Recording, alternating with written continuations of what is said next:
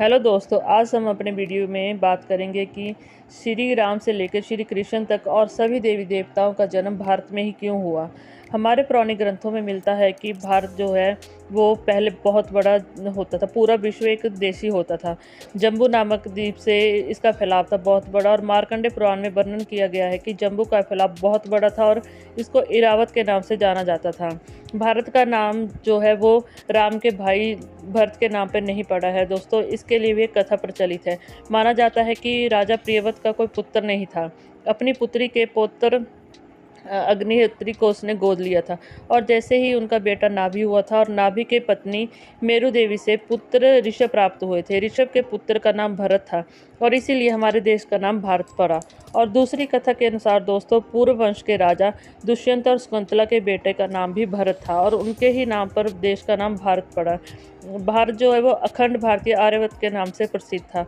हमारे देश में नहीं है कि सभी देवी देवता हम भारत में ही हुए हैं, लेकिन जैसे जैसे जम्बू द्वीप का फैलाव कम होता गया और अपने अपने अलग अलग शहरों का नाम रखते गए, वैसे ही भारत का नाम अलग हो गया और बाकी सभी जगहों का नाम अलग अलग हो गया।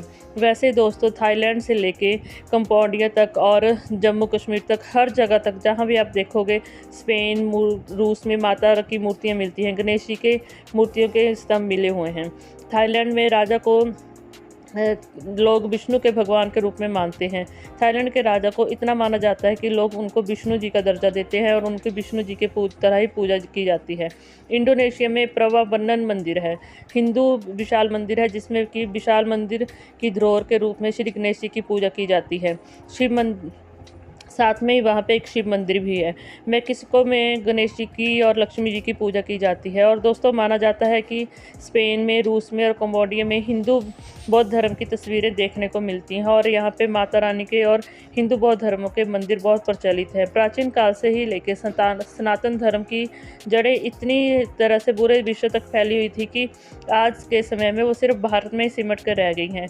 जम्बू द्वीप धीरे धीरे सिमट कर भारत हो गया और अलग अलग देशों का निर्माण होने लगा।